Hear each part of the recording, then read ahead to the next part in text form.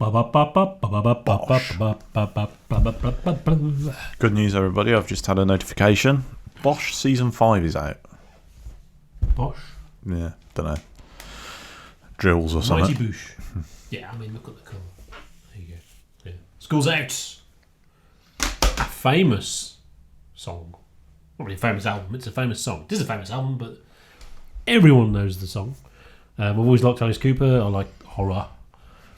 And I like comedy horror, the Vaudeville, the Addams Family, the Comedy of Terrors with Vincent Price and I can't remember his name. That's terrible. Igor. I don't think he was ever Igor, but that guy. And their Undertaker's drumming up business. And the old man is doing like an Albert Steptoe. Is Boris Karloff. Really good. I love stuff like that. For once, we're reviewing something universal because it's Alice Cooper. You know, it's Alice Cooper. It's Alice Cooper. This is their 5th album, actually. It's probably controversial. We didn't do Killer or Love It to Death because they were also big albums. But you know, I've got smart with choosing the 3 albums. There is a sequence of 3 albums that are all, you know, but we're not doing that. we need, and I want to do one solo Alice Cooper album as well. We all know the song. This is almost a concept album, but like most concept albums, it isn't a concept album, but it's a thing about stuff, something. The band themselves, it's incredibly rough around the edges. It is a garage band almost, but in the context of the horror rock and all the production and the horns are great. It's just great. 70s seedy rock with dirty guitars, hanging out around the back of the bike sheds while a detective sits in a cafe while a manky cinema shows old film noir and hammer horror films. You can't go wrong with that. That's what this is. That's what it is. Okay, right. Did we do Banco last time? Yes. Last time we were here? I think Terra. Yes, the last thing we reviewed was Terra and Bernstein, actually, but they won't see it in that order. Yeah, okay, so that album, Terra, I think I'll give it 6 eggs. It was sublime. Mm-hmm. Yeah, it was absolutely awesome, yeah. And obviously, like any encounter with an Italian, you may have to deal with the genital herpes as a follow-up, yeah? And my impression was this was going to be genital herpes. I actually have no idea of Alice Cooper. My exposure to Alice Cooper is We're Not Worthy, Wayne's World. Yeah. The title track of this song, because it's so famous. Yeah. And the song Poison. Yeah. Which was in another film, I think. So you know Feed My Frankenstein, because that's in Wayne's World. Oh, yeah, of course. So on that, but you know, and the sort of, I assume there was lots of sort of stage theatrics, like the what is it? The guillotine. Yeah, the guillotine and stuff like that. So I actually started, you know, I thought, well, is there an Iron Maiden sort of Bruce Dickinson type vibe to this? So obviously I was thinking, well, yeah, itchy balls time. This is genital herpes. I was trying to figure a way of getting the phrase pussy scrotum in there. I couldn't quite do it. But I think that's quite cool. You mean thrush, don't you? That's what. Yeah. Yeah. The deception of the thrush. Yeah. Anyway, I think I mentioned this on Banco maybe, that on our Bland review, someone mentioned Sam is apathetic as usual. And I don't think they meant that in a positive manner. No, like they're not noticed before. Isn't that the whole point of the whole channel? Yeah. I thought that was my thing, you know. Yeah. I'm apathetic and I make the coffee, you know. Kev does the facts. I go, oh my god, it's amazing. And I struggle to construct an opinion about it. And actually, genuinely, before Banco, I was getting to the point where I thought, well, maybe I don't like music anymore. Maybe I've moved beyond it. And I decided after Banco, okay, let's see what happens if I'm not apathetic and I try. Mm. Yeah. So I listened to Killer before I listened to this. Because I thought, Kev's chose this because there's a change. Let's see what that change is. Okay. Yeah. So I listened to Killer first. And what I actually found was, hang on, this is all right. It is good, isn't it? Yeah, this is good. I mean, what is it? Halo Flies and Desperados. It's really, really cool stuff on Killer, and there's just something about it which is, I don't know. It's just light. It's entertaining, as you say, entertaining. There's the horror, but it's not serious. It's not like it's comedy horror. It's taking itself. It's taking itself very lightly, and it's not all about Alice Cooper, that gravelly voice. I assumed he was the centre of attention, and actually on Killer, it's not that at all. Oh no, yeah, and you have to remember, even by now, it is a band. Yeah, it is. The band is called Alice Cooper. His name, current at this point, is still Vincent Vernier. Yeah. Having listened to these 2 albums, the question moved from, well, do I actually like music, to actually, do I really like prog? I think it's something, again, I've speculated on before, because there is just something about this. It feels, it feels a bit like, wearing yesterday's underpants. I'd be kind of embarrassed if anyone found out, but it's incredibly comfortable, This is as far. It's not as far away from prog as you can get, but it's classic rock, Yeah, and it's Americana, It's an American album. Now, when I listened to it, I ran the 2 albums through. So you go from Killer on Killer to Schools Out on Schools Out, and there is a big sort of change there. And immediately I thought, okay, Kev's done this because this is their sellout album, yeah. Because obviously Schools Out is their most famous track, or his most famous track, whichever way you want to call it. Yeah. Or Poison. I don't know. I wouldn't know. Maybe. I think Schools Out is probably the most famous. Anyway, but it's not that at all. There's a difference between selling out and finding your voice. And actually, I think this is them finding their voice. Although it's a few albums in, the personality is a lot more vivid here than it was on Killer. Yes, it is. And on that front, this is really good. I really like there's a sort of self-awareness about it. They know Yes. Yeah. They know what they're doing, and because they've got that self-awareness of what they're trying to do, it doesn't come off serious or anything like that. Yes. Yeah, they're taking it extremely light, and it comes across like that, and it's just a very light, entertaining listen.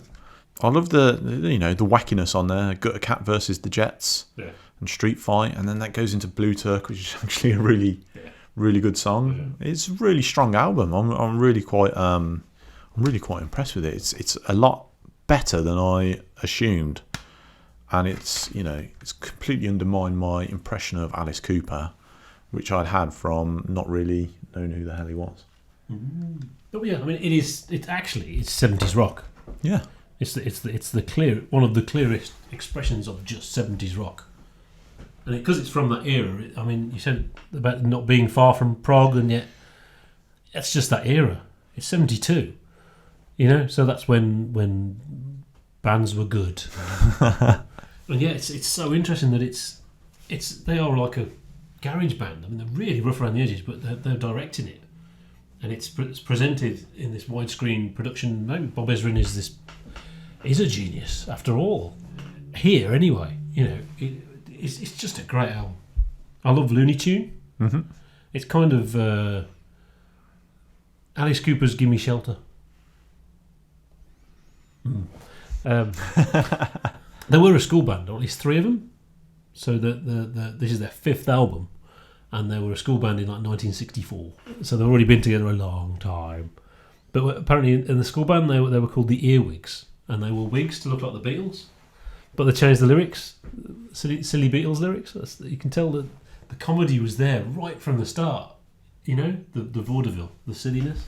Then they were called the Spiders, and then they were called Alice Cooper because there's lots of silly stories about it coming from a Ouija board. Nonsense. The idea is it's supposed to be a completely sort of innocent name. It's just it sounds like a 12-year-old girl, Alice Cooper, has released an album of singing or something. That was the idea. Now everyone, that phrase is so known. It's Alice Cooper. You don't think but that's what it means. They were signed by Zappa, and they did 3 albums on Straight Records, but it wasn't until the 3rd one they had any success at all. I mean, it took a long time. Interestingly, I don't think Zappa had the means to push him, but I think I'm 18 on Love It to Death obviously made the big hit. Bob Ezrin is an interesting character. I've never figured him out. You know, the fact that he went on after this, well, not immediately after this, but by 76, 77, to Peter Gabriel, and then The Wall, is so bizarre. I think he's a producer in the purest sense. Most of the albums he does tend to be badly engineered. You know, first Peter Gabriel. I do a lot of the engineering on The Wall. This sounds great though. Actually, interestingly. Whoever thought of bringing in the horns? Yeah, such a good idea. It's just it brings it to life, and it means the guitars can be really guttural and greasy. They don't have to be, that's a very 70s thing. Oh, did you know? It's worth saying now. Yeah, I mean the big shows weren't until the period after this, really. But the guillotine thing, the executioner, was James Randi. Really? Yeah, he had a mask, but apparently he did a few different things. All the show stuff was James Randi. Yeah, controversy. He's controversial, isn't he? He says school's out. He's telling people not to go to school. That's terrible. Is it? Really? Really? I mean, a lot of things you can think, well, this is in context and things are new and people don't get... I just don't... It's not like... I mean, Black Sabbath are serious, so you can understand the misunderstanding of their Satanists. Yeah, but he's not saying don't go to school. He's saying it's into school. Yeah. It's a summer holidays. Great. I mean, on the previous album, they had a track called "Dead Babies." Yeah, I can imagine that's quite controversial. Yeah, and the next album has controversial songs on it. This one doesn't, but this is the one. Mary Whitehouse had a thing. There was lots of trouble trying to tour in the UK from idiots. How can you not like an artist who hangs himself every night and then later on chops his head off every night? I think they're genuine. Did they genuinely not understand? That's the thing. Shock rock. Was it really controversial? It's so hard now, just with hindsight. This cartoon world. Bad people didn't like him. You know, they're all dodgy people. David Blunkett in the 80s complained about him. Said, I'm horrified by this. I'm very horrified. Disgusting. Horrified. Please vote for me. That really tells you the kind of person David Blunkett is. Yeah. We know that now. Too late. I met someone at uni who insisted that he really killed chickens. That he killed animals on stage. Real animals. And she was insistent. Which is really strange, but at the time, I mean, it's like I remember saying to people, "I Marilyn Manson." Oh, yes, it's a bit like it's kind of like an Alice Cooper thing he's doing, isn't it? And they thought, "Ha Alice Cooper," but Marilyn Manson. When Marilyn Manson was current, the strange thing when it's current, it's kind of it's serious now, and then in retrospect, no, it isn't. Yeah, what did those people think when he did a cover of "Tainted Love"? Marilyn Manson. Dangerous. Do we do the chicken incident? Should we talk about the chicken incident? Do you know the chicken incident? I don't know the chicken incident. It's like 69, so it didn't make him successful, but played a festival, and because he's from Detroit, there was a chicken on the stage. Who knows these festivals? So being from Detroit, thought, it's a chicken, it's got wings, so he threw it out into the audience for it to fly away, and it fell into the where there was all these kids in wheelchairs, and they ripped it apart. But that wasn't what was reported. Was he ripped apart a chicken on stage, which of course never happened. But Frank Zappa said, right, whether it happened or not, don't tell anyone it didn't happen. It's what you did. You did kill a chicken. But it wasn't enough for him to be a success until they had a hit single, and he's now so universally liked. By the 90s, everyone understands him. Even the pop trendies like him. And I remember reading a review on Teletext. That's a thing. You know, indie band, trendy, boring person who obviously doesn't listen to certain albums, just reviews them. You know. And they reviewed this live album, and it had School's Out on it. And they're complaining about, they've added heavy metal guitars to School's Out. doesn't it already have heavy metal guitars on it? And that's the thing as well. And it's like, because it's from the 70s, they don't hear the guitars, or they want to link that with boring indie bands now instead of... I have to admit, I do not associate this as being a guitar. No, but there's loads of guitar licks on. Yeah. Isn't there? Yeah, it's very, very rough around the edges guitar. Cover is a great bit of Spinal Tap. It's almost a Spinal Tap story. It was nicked from another band. And the vinyl, the original thing, actually opened up like a desk. And the record was in a pair of knickers. But they had to take out the knickers. They had to stop doing the knickers because they were flammable.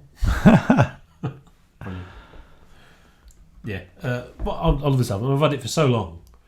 And it is one of those things where I haven't listened to it for a very, very long time, and it was like I knew all the sounds on it and all that. I know it really well. I think in my head I would sort of know the first two tracks and not know it as well but actually I know all of it. It's a great album. It is. It is actually 70s rock. You want just straightforward 70s rock. It's awesome. 5 eggs. Yeah, I agree. 5 eggs. Mm-hmm. That was an easy one to review. Yes. We'll do another one then. $1 Billion Babies is next.